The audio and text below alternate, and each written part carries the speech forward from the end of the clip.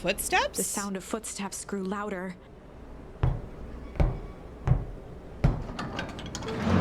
Hello? Oh no!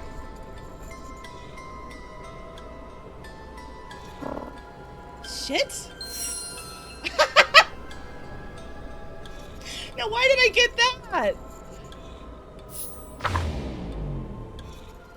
The heavy steel door knocked Luca to the ground. Disoriented, he looked up to see an imposing figure silhouetted in a green glow. Go back to It Roxy! lunged toward him. He tried to scramble away, but felt a gloved hand latch onto his ankle.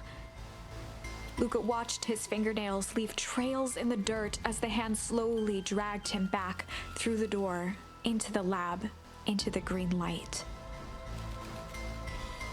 This is a story about change?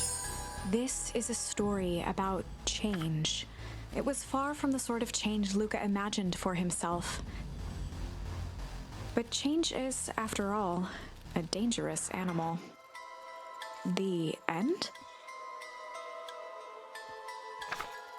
I probably should have warned you about this. There are many paths that our story can take. Okay, it's like a choose-your-own-adventure novel, then. Most will end in tragedy, but don't let that discourage you. We will find the ending that this story deserves. I just know it. From here on out, a charm will have a check mark when it's been used to its full potential at a given turning point. Now, let's try something different. Hey, Mr. Kerr! Luca summoned his most insolent demeanor. Rollo sends his regards.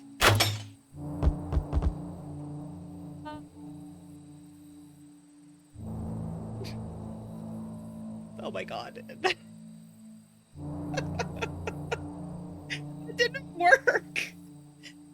Hey, that was uncalled for, more than a little rude, womp womp, and just plain unsanitary. Luca, I really did think we were good pals. What a shame that it's come to this. Kerr turned his back on the two boys. End this. With a nonchalant wave of the hand, he made his exit. As the clipboards began to slowly advance on the treehouse, Are they gonna climb? Luca looked to Iggy with resignation in his eyes. The end. That escalated quickly. Maybe discretion was the better part of valor here. Let's put a pin in this for now. Yesterday, Rollo and I were messing around at the old Valentine warehouse. Mr. Nuncreed raised an eyebrow. Both of you? You were with Rollo when he went missing. Not exactly. I was hiding in the dumpster. The dumpster. What were you doing in there? At first, we were just looking around. Then someone in a strange yellow suit came and dumped something on us. We got scared and ran. That was the last I saw of him. You got scared by some garbage. Well, that's why you don't go skulking in someone's dumpster. But it wasn't garbage. I think it was a body. I'm sure it was just some trash. No, there was a name tag.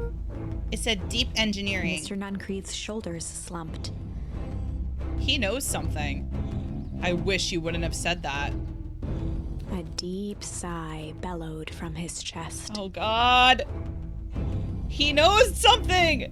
Why did you have to? I tried, Luca. God knows I tried to keep you safe. Luca attempted to take a step back, but Nuncreed's hand clamped down on his shoulder. But you Van Horns just can't help yourselves, can you? Oh, God. Oh, my God. Did he do something to his parents? We were all so close. So close to being done with this. With a firm shove, Nuncreed manhandled Luca into the phone booth. What are you doing? It's out of my hands now. The door latched shut with a mechanical hiss. Shit. As Luca pounded the glass, the floor dropped from under his feet. Wait. Who put the phone booth in? The guy that runs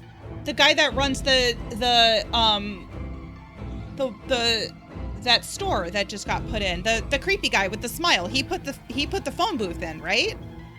So is everybody in town in on this? The inside of the phone booth was now a loose capsule plummeting at gravity's whim. Luca winced and pressed his hands to the walls.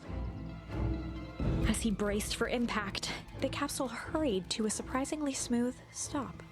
He felt a cold rush of air and opened his eyes with hesitance. Two large figures in hazmat suits occluded his view. Luca heard the deep, resigned voice of Mr. Nuncreed over an intercom. He knows too much. The end. Are you serious? Wait. No. This isn't the end. I know there's still much more. Somehow this went wrong. Okay, let's try something else. What's up with the letter? Anything you want to talk about? Maybe later. Sure, whenever you want. You know, you really didn't have to go through all that trouble just to apologize. I cannot believe we're ignoring this. I know, but we've been looking forward to the festival for weeks. After I ruined everything with my big mouth, this was the best way to make sure you had a good time without me. Rolo. Luca was at a loss for words, but that was fine. Words aren't always necessary. The festival seemed nice. Was it nice? We can still go. Nah, this is fine. Well, there's always next year. Sadly, this was untrue. Oh, shit. Oh my god, that's right. What did the grandmother say this morning? It'll be the last thing you ever say to him? And I said that was ominous? A distant rumble shook the treehouse. What was that? We missed the fireworks? It was not fireworks. No, I don't think so. It was something the boys couldn't possibly comprehend. Something as old and cruel as time itself.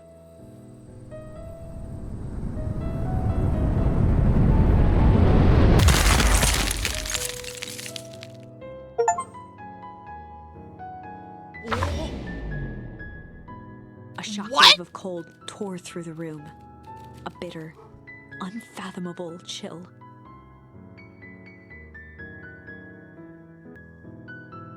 So, Grandma, why did we do this? And so, our story ends on this melancholy scene. Yeah, my brain broke too. In a silent treehouse turned statuary, in a town brought low by its secrets, sits a pair of friends, alone, together. Forever? For the rest of time. The end. What? No, that can't be the ending. It simply can't. I won't accept it, and I hope you won't either. No? There are more endings, more possibilities. I can feel it. We are just going to have to sort through them all until we find the one that fits. Iggy, no. Luca felt his hand slipping. And I told you what you need to do with bullies. Oh my god! I can't! It's your only way out of this mess. 2 birds, 1 stone. Makes sense for us to fall together. Wackadoos travel in packs. A calm settled over Iggy's face. Luca, let me do this. Iggy's voice was colder than the bitter air billowing from the chasm. Let me do the right thing for once. Oh my god. Luca had no choice but to blank Iggy's request.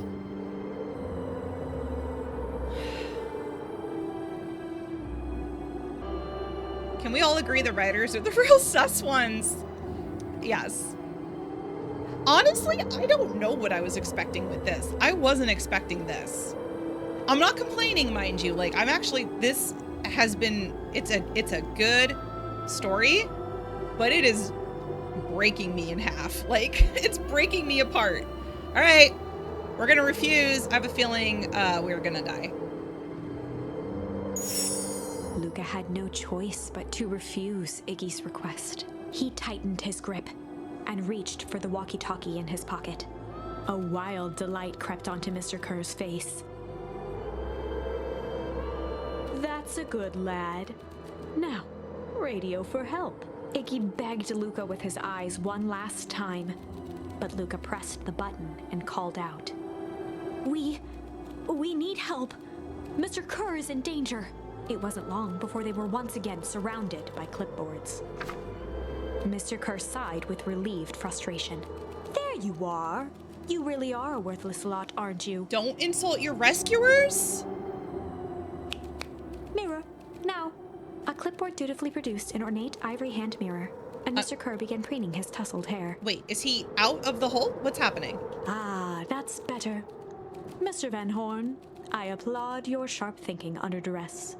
I'll put in a good word for you with the founder. Take them away. With who? What? A swarm of hands overpowered Luca. The last thing he saw before a cloth bag was pulled over his head was the defeated look on Iggy's face. The end. I think this was one of those times where doing the right thing was the wrong thing. Yeah, neither of them is a good ending. If you know all of this stuff, why haven't you been helping? I have been in my way. Each one of us has our role to play. Iggy's role, it turns out, was to buy his precious time. Mine has been to observe and to wait. Who are you? Wait, for what? You? Me? Why? What's my role? A fierce twinkle flashed in Nat's eyes. Luca Van Horn? You are going to save the world. Okay, maybe not. With a chuckle, Nat turned and walked west. Nat is a Time Lord, confirmed. Dumbfounded, Luca followed behind him, trudging through the snow. Every step taking him further away from everyone and everything he knew, and closer to destiny. To be continued in Beacon Pines, Pines Harder. No! Are you serious? No. No. No. No. Revenge served cold. What? Second time's a charm? Wait, why are these words purple? Why are these words purple? Charm to charm to charm to? Wait, that's it? This ends with a crummy cliffhanger just when it was getting good? I was even starting to like Iggy. Blacklight Rolo, yeah. No way. I refuse to be associated with some never-ending parade of sequels. I love this narrator. Let's go back and find something more definitive. We now walk hand in hand into a future we will shape together. And that is what change is all about. Grabbing the future by the scruff of the neck and making things happen. Change is a choice. I am tickled pink that we will be making that choice together. How great is that? Just imagine what we can accomplish. What was that? The crowd began to look around nervously. Don't worry, a little thunder isn't going to ruin this day. I'm waiting for everybody to be iced. Everyone remain calm. Mr. Kerr quickly flicked through his note cards. Where was I? Through all of my travels, I have learned one true thing. Our one always reaps what they sow.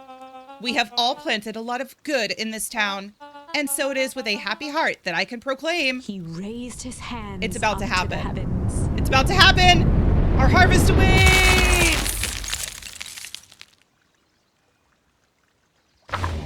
Yup.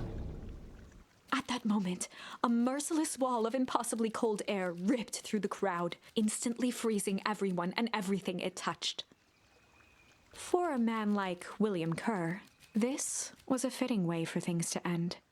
On a stage, with an entire town frozen in rapt attention for the rest of time. The end. There's that ice again! Whenever I think we're getting close, it comes along and ruins everything! Maybe we should just quit? Maybe you should just close the book, walk away, and never think of me again. No, I don't want to do that. I don't mean that. We got a little closer this time. We just need to try again. Please. You see, this town has secrets, Luca. A very dark past, indeed. Before the kids had even noticed his movement, Mr. Tolliver was at the light switch. How did they not notice? He's literally, like, by the stairs now. A past that must be brought to... He punctuated his final words by flicking the switch and rushing up the stairs. Light! Did he lock them in? Son of a... Beck darted to the wall and turned back on the lights. It was too late. Rollo confirmed what they all heard. He just locked us down here. Mr. Tolliver's muffled voice came from behind the door. I wasn't lying, you know. This is for your own good. You kids just keep tight down there and let the adults handle They looked this. bewildered at each other. Play it cool, huh? And not now, Beck. They heard the staccato thump of quick steps exiting the house. The kids looked down in resignation. This isn't how it goes in Hank Atomic. For some reason, they'd always assumed it was up to them to save their town. Luca opened his mouth, hoping to conjure some magical words to make this right. Only a hollow croak escaped. The end. Okay. Well, we certainly aren't going to find a grand resolution to our tale locked in a basement. No. Back to the drawing board. This'll all make sense soon, Luca. Then everything can go back to normal. I promise. I think this is the mom. She stiffened up Because and brandished the torch at Mr. Nuncreed. he wouldn't know what the grandmother looked like. Although you would think that he would recognize his own mother, but if Gran is her mom, they could look similar and like she could just be like using makeup or something. You can't hide behind those people any longer, Joseph. Once their precious source is destroyed, we'll see where their loyalties fall. Juniper, don't. Ignoring his final plea, Oh, Gran flung the torch shit. into the... We're all gonna die. She smiled and exhaled in relief. Mr. Nuncreed moaned in resignation. The torch echoed as it ricocheted. We're gonna die. You see, Joseph, I've learned one very important lesson in life. If you want things to change, then you must be willing to... Before Gran could finish, the ground shook her to silence.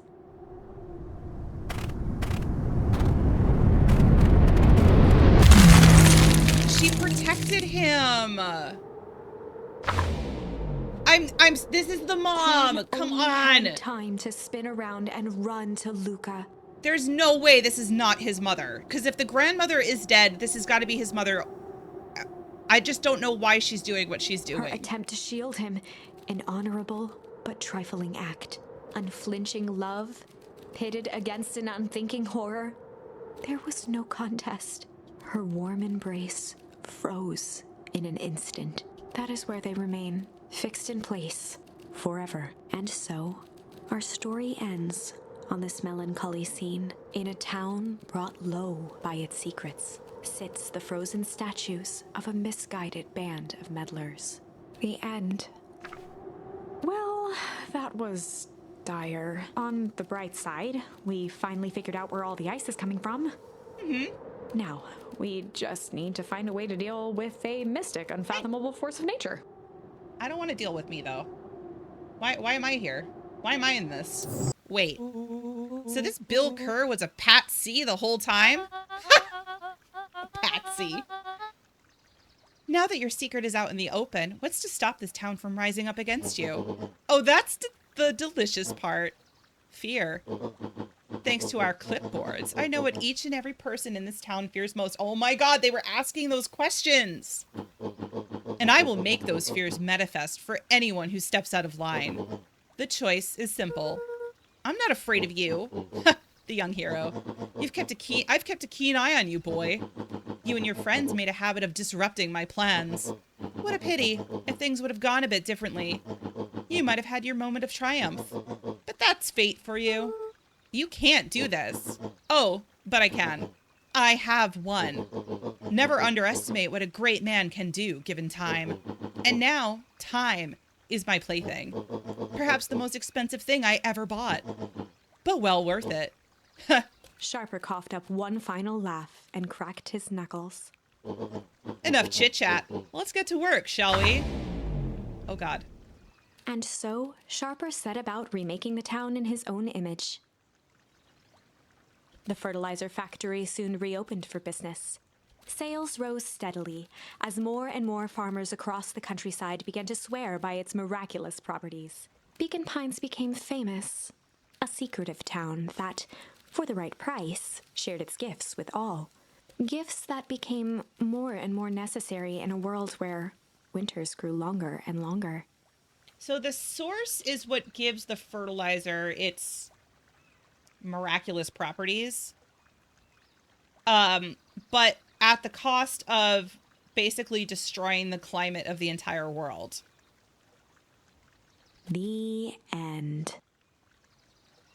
Someone also said, I think it might have been you, Del. I don't know why I keep thinking Del said everything, but I think you did say this one about capitalism and how, like, this is all going to be about capitalism. This is wrong, but things are becoming clearer now. You can feel it, right? We can't let Sharper win. He might just be the key to this whole thing. Let's see. Tweaked his wonder potion with a little malice. What do you mean by malice, though? Oh, the whiskey? Malice, the whiskey from his office? Yep, dude had an unfinished flask on his desk. He was drinking while he was a child? Figured his grow juice could use a little hair of the dog. You can call me Sharper Valentine. His body and face began to contort and expand as he...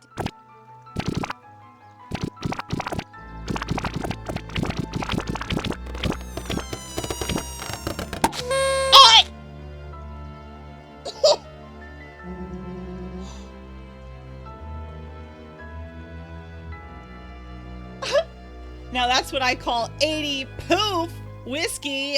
I need a drum roll. Less dark. Okay, that was the hidden achievement. Pop goes the weasel. Out with a bang, is what it says. Damn, dude. The crowd gazed in stunned silence at the now empty stage. The quiet was broken when William Kerr sprinted off stage and into the distance. He was never seen around Beacon Pines, or anywhere else for that matter, again. Watching the silhouette of Kerr disappear over the horizon, Luca began to laugh. I can't get over the frickin' confetti. First, a low chuckle Oh my god, that Luca's became laughing at uncontrolled, this. heaving laughter. Through his tears, he was vaguely aware that the crowd had begun to laugh with him. The barn achievement? I think so. Let me just double check. The end. The crowd's laughing. That was unexpected. Perhaps a bit of an absurd ending for my taste, but who am I to say? I'm only writing the damn thing. I might have tweaked his wonder potion with a little junk. Can't wait to see the look on his face when he realizes he drank his own cigar ash? Beck. How did ashes get into the vial? It's pretty easy to mess with the vial when it was behind my back.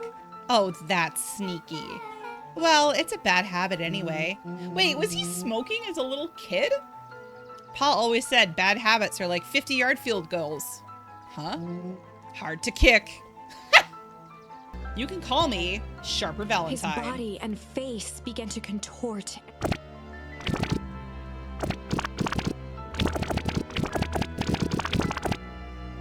Wait.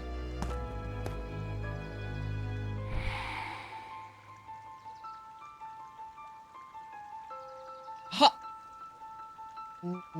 Oh, well, that's one way to kick a bad habit. As the last of what was once Sharper Valentine wafted into the air, the Hashtag crowd began dark. to disperse, still numb from what they had just observed.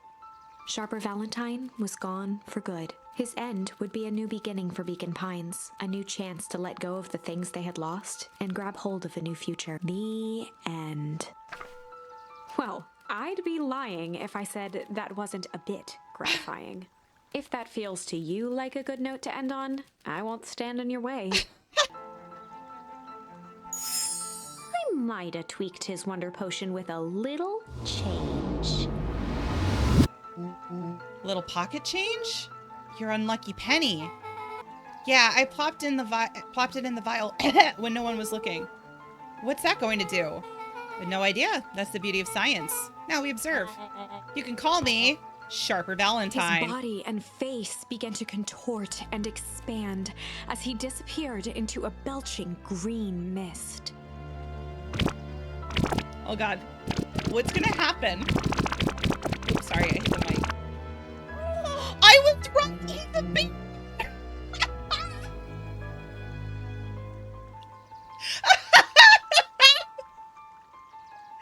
Okay. Holy crap, he's a baby! Yeah, but he's still sharper, right? What he was no longer matters. This is an innocent child. Look at him! He's pouty little baby! This is an innocent child. I apologize for all the harm my father has caused you. Eris awkwardly cradled the squirming child. She looked to her brother, her voice shaking with uncertainty. Augustus, what do we do what we Valentines always do. What must be done. I'll hurry home and prepare a crib for father. Young Sharper. That would be great help, thank you. She looked back down at the infant with equal parts kindness and terror in her eyes. With a shake of her head, Eris addressed the crowd with a stern scowl. Okay, everyone, the show is over. You may leave now. Epilogue. Oh, we got an ending. Beacon Pine's coldest summer on record came and went without much fanfare. Folks shared what they had, and none were left wanting. But we haven't fixed the problem of the source yet. The new school year was ushered in by the falling leaves of autumn. After everything Luca, Rollo, and Beck had been through, middle school was bearable. Wait, is Rollo doing middle school as an adult? The chill of winter didn't seem to bother people much. They kindled a hope for a better future in their hearts. Or maybe we did fix the source problem because nobody's using it anymore. When spring arrived, farmers planted their crops with a sense of joy and optimism. Oh, supposedly babies only have a memory. That's true. They don't have very good, like, I don't remember anything from when I was a baby. I know my kids don't either. So that's a good point. Maybe he'll forget. When spring arrived, she already read that. And as the dawn of the first day of summer came again, its light slowly spread through the shallow valley. It crept over the town square, across the river, past the neglected welcome sign, and came to rest on a young boy sleeping at dawn, his mind at peace, knowing he is here for a reason. You've got some good friends. I'm proud of you. Your father would be proud too. I know. Mom, can I ask you a question? Do you ever dream about Dad? Not a night goes by that I don't. Are you ever afraid that you're gonna forget him? Forget what he looked like? Forget his voice? Woo! Okay. We're gonna become that kind of a game now. All right. No, because so much of him lives on in you. He loved that old tree, but I know he would have loved this one more. Because his two favorite people planted it. It really isn't. I'll give you two a moment.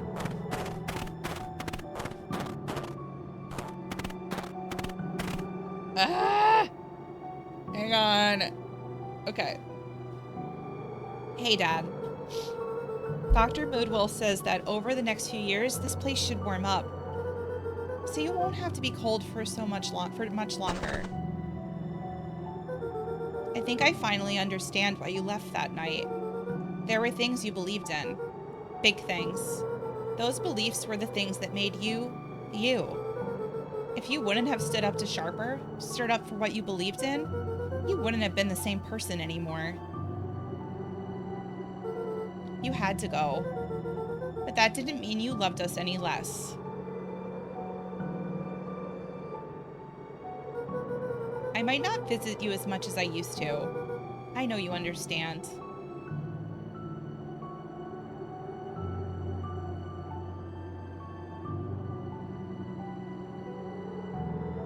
Oh. I guess I have to decide when to let him up. Oh, never mind. Okay. Aw. The end.